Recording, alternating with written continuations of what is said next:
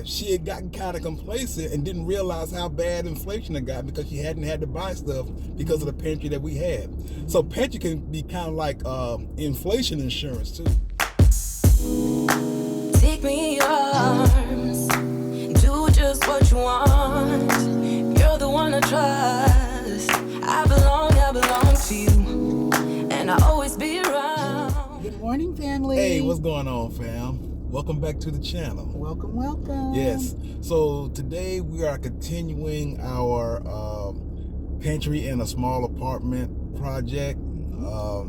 So we have a couple things that we want to address today, like maximizing use of space and adding some more items to the closet. But the first thing I want to do, I want to thank you everybody for the fantastic outpouring of love and support that we have seen since we came back to the Prepping channel. The comments and the suggestions have been extremely helpful. Thank you for welcoming us back. Those of you who, that's how we started this YouTube journey. So we just want to thank you. You guys are so uplifting. You make us want to do more research, show you what we're doing. So that's why we're here. We're here to stay. Yes. Basically, we're here to stay.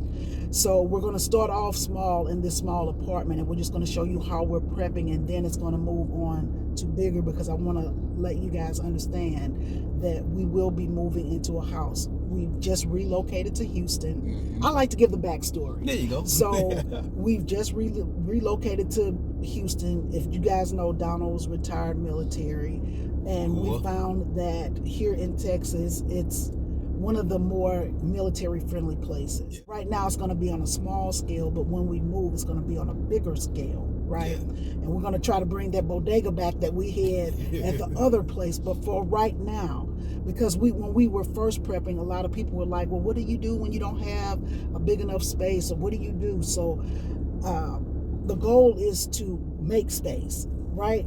You know, some things you have you don't really need. Exactly. And so we could downsize from both of us having a separate closet to just coming to one closet. And so that's what we've done. And I think he's going to do an amazing job with what he has. So I'm going to be quiet now. All right. but no, listen. That didn't last long, did it? Somebody was asking us about the prices from, what was it, 4 years ago? 4 years ago? Now, I'm going to tell you, the big thing for me is, you know, like when you're shopping, you think about the things that you love. Y'all know, well, some of you know I love mackerel. I love mackerel. Yeah. When we first started prepping, you could get a can of mackerel from Walmart for $1.12.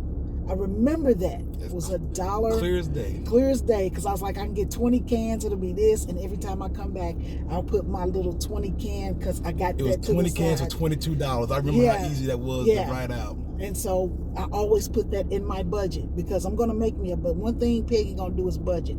So I'm going to budget my mackerel, and then when I got my mackerel to like the 60 or 80 cans that I needed, then I could stop getting it. So, but I knew on my first 4 trips, I wanted to get mackerel, $1.12 a can. Well, right now, that same mackerel is $2.64. Well, $2.64? Usually a $2.59 or $2.64. I can't remember. Yeah, it's $2.64. It's $2.64 a can. And that's not a good thing, right?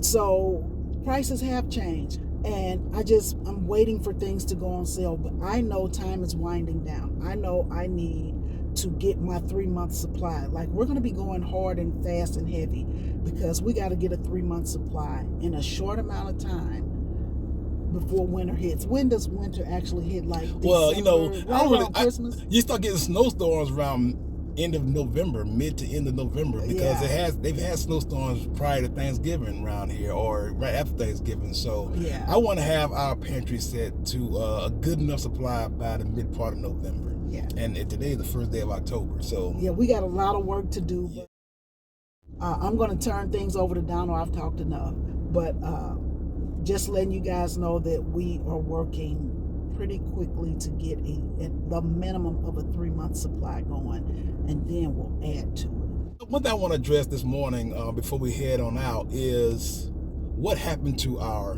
last pantry, that big, beautiful bodega that was in our basement and stuff. People was like, well, did y'all regret doing it because you couldn't take it with you? Was it a waste? Did you consider it a waste? Well, it was definitely not a waste for 3 primary reasons. The first reason is we was able to transfer everything. Right, everything that we didn't bring onto the RV with us, we transferred to our family and friends and everything. And on our last visit with our daughter, she said that she had not had to buy pasta or mayonnaise for over 2 years. She had not had to buy pasta. So now that the pantry part has run out, she was like, I had no idea how much prices have gone up because I haven't had to buy it. A jar of mayonnaise costs at least $3.80. $4 a jar now, and she used to pay like $2. And so she said she had gotten kind of complacent and didn't realize how bad inflation had got because she hadn't had to buy stuff because of the pantry that we had. So pantry can be kind of like inflation insurance too. You buy it now because inflation is going to continue. You buy it now, and when you do need it, you won't have to pay those new prices for when you need it. You know what I'm saying? You buy it now while it's $2, and then when it's $4, $5, you've already got it. You won't have to buy it then. That's a good point that Donald made. We don't regret it. That's why we're back. That's why we're back. That's the number one reason why we're back. No, we don't regret it. Our children lived off of that food that we had in there for 6 months. Like, you remember, we had 2 big deep freezers full of meat. We took half of it, and we left them half, but that half lasted them forever. Yes. Like, when I tell you, it took them at least 6 months to go through the meat. 6 months. Now, both deep freezers are empty right now. Like, ain't nothing left in there but the frozen eggs because they didn't want them. I wish they had continued the whole prepping thing, but yeah, they just didn't. But they got complacent, she said. No, but nothing went to waste. When I tell you nothing went to waste. So I don't feel like it's a waste, and I will always do it. My mom did. See, this is the thing. My mother and grandmother did it, just didn't know what. I didn't realize what they were doing. Yeah.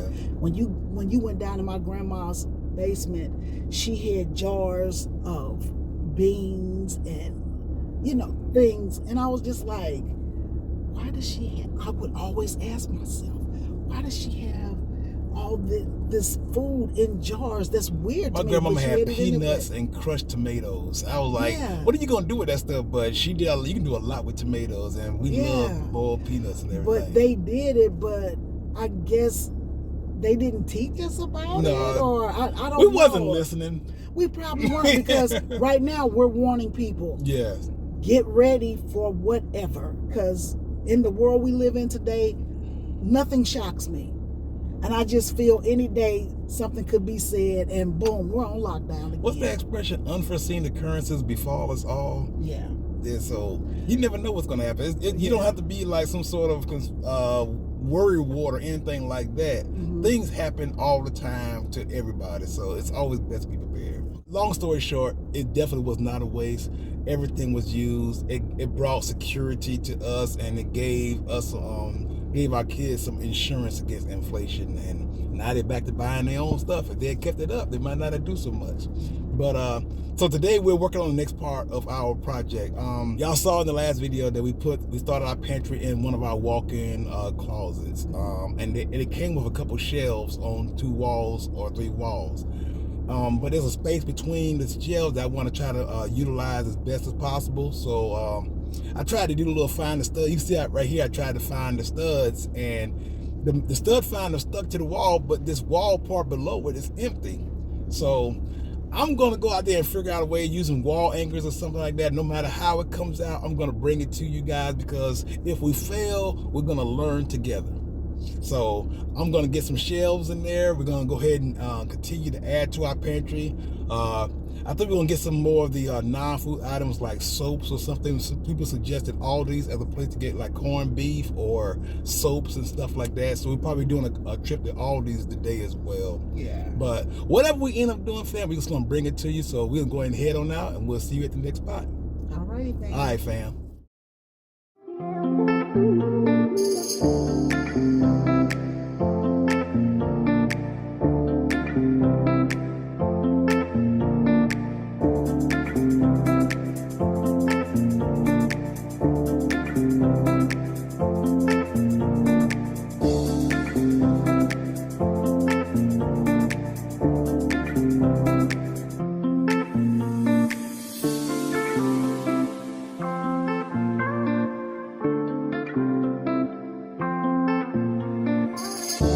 Alright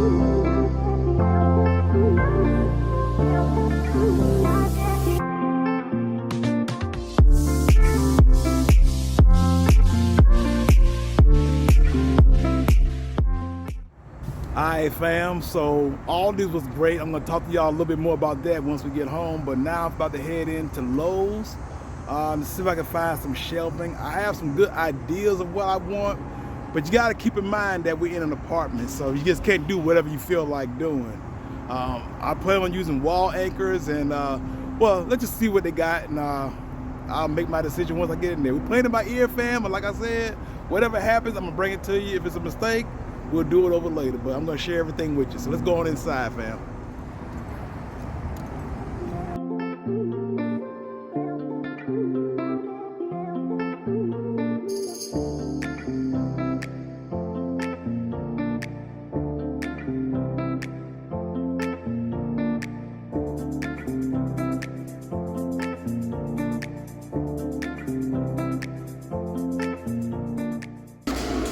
Y'all know I always get distracted with the Halloween stuff. Let's find these shelves. All right, fam, so this is what I've seen so far. You can buy this 4-foot section with 2 brackets for $24.98. Or you can buy a 4-foot section for $10 and buy the 2 brackets for another $10, $21. So do I buy it together or do I buy them separately and save $3.50? I'm gonna save $3.50. Let's go ahead and buy it separately and I'll see you back at the house. Yeah. Cheap Don strikes again. All right, fam, we're back home. I got the Closet Made fixed mount brackets. I think it was 2 for $10, maybe $11. And I got the 4-foot wireframe bracket. It has a lip here. It's plastic coated and it's pretty strong. I don't plan on putting a lot of weight on this shelf, so this should really help out and allow us to make the most use of the space. I'm gonna go ahead and get started, and I'll see you after I get finished. I hope it goes good. All right, fam. So fam, I just jumped right into it. First thing I wanted to do was make sure I got me a level start. So I had a yardstick and a level, and I just made a couple marks to where I thought the shelf should be slightly above halfway, since it's gonna be heavier items on the bottom and lighter items on the top, on the middle shelf. I actually had to go back out and get some more brackets. So you actually gotta have wall brackets that are about $3 a piece, and they come with self-tapping nails.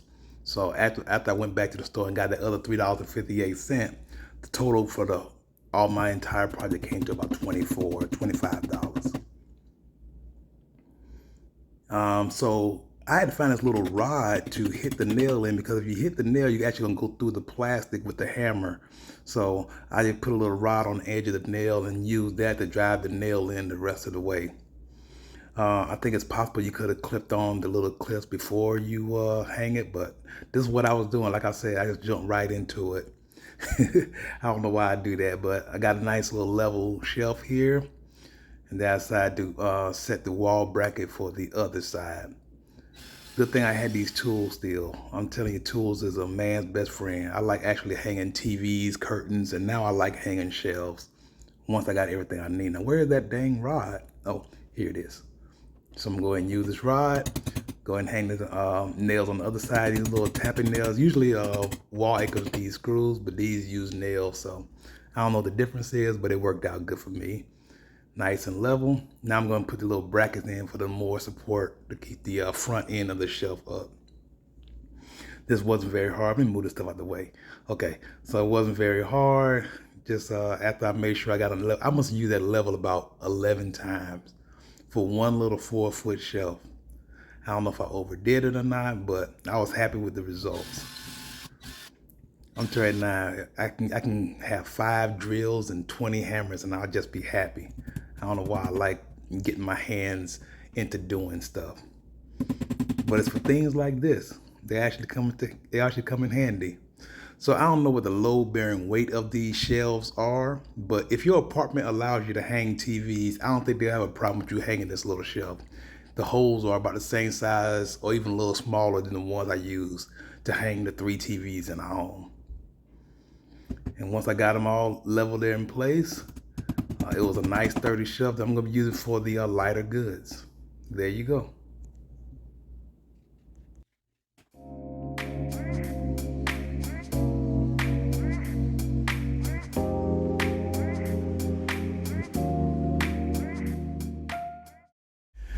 Alright fam, so the shelves are up. Before I go, there are three things I wanted to make sure I address with you guys. The first of which is I want to thank whoever recommended that we go to Aldi to try to find that corned beef. In the previous video, you saw that the corned beef cost what, $5.76 a can at Walmart, and somebody said y'all should go ahead and try Aldi's. So we're like, okay, we'll go try Aldi's. That's what we did today, and we found corned beef. You saw it, $2.49 a can. Is that like half price? That is a huge difference. I mean, it's less than half price. It's like 60% off or something. And when you're trying to buy like 30 to 40 cans or something, well, I'll probably end up buying about 25 to 30 cans of corned beef, because Peggy will eat it in emergency situations, but she's not a fan. But I'll eat corned beef every day. That's just the way I roll. But yeah, that was a fantastic savings. 60% off something that costs $5 a piece, almost $6 a piece. Yes. So thank you for that. But there was also somebody who said y'all can just use paint buckets for y'all, because we couldn't find food grade buckets at the last Walmart in the previous video. And somebody suggested maybe paint buckets or some other kind of plastic buckets. Now, as long as you're careful, that's fine, but you need to make sure you're reading to make sure they are food grade. Food grade plastics are categories 1, 2, and 4. If not, you might have harmful chemicals in there, BPA's, all kind of things that may affect your food, especially over a long period of time. That could make you very sick. So if you can't get food grade buckets from Walmart for free or whatever, make sure you order something that is food grade. So you might have noticed that when I finished putting up the shelf, I added a couple of buckets on there, and those were actually some food grade buckets that we got from Walmart. And we went to a different Walmart, and they was actually willing to sell us their old frosting buckets for $1. So Peggy's gonna be doing her little washing and prepping it and stuff, and freezing the rice and flour and sugar and loading up the buckets, because that's Peggy's job. I do all the shelving and all the heavy lifting kind of stuff, the inventories and everything. So she's gonna be sharing with you guys probably in a little bit later video us filling up those buckets so we have something on our shelf. And they're gonna go on that sturdier installed shelf by the apartment, and I'll keep the dry goods and the lighter items on the upper shelf that I just installed. And the final thing I want to mention is we've gotten several requests for information about the 1,000-watt power station that's really good for apartments. You know, don't need fuel, it has no noise, it doesn't have any fumes, all that good stuff, which makes it ideal for small apartments. Well, they just sent me a 500-watt power station and some solar panels. So I'm going to be testing that out, and I'll probably bringing that to some point in the next couple of videos. I'll still put a link to the 1,000-watt one here. I was hoping for a discount code. They were not able to provide me a discount code, but it said there's a discount on the Amazon site right now where it's going for like 20% off. So I'll put a link in the description under this video for the 1,000-watt station, and look out for that 500-watt station, which is about half the price, and you can get solar panels for it, so you can keep on charging and everything. If all you need is 500 watts, that may be the option for you. I went to their website, EBL website, and that's the one that sells out first. So if you get a chance to get one, you might want to try to get one. But anyway, I'll be testing that out really soon, let you know how it works. That's all we have for the day, fam. Thanks again for all the love and support and all the information you guys have provided Peggy and myself. And if y'all notice, the song is back. Take me in your arms. Anyway, fam, thank you very much for all the love and support, and we'll just see you in the next video. And until then, we just want to remind you guys to get out there and do something good for yourself and for others as well. Y'all take it easy, fam.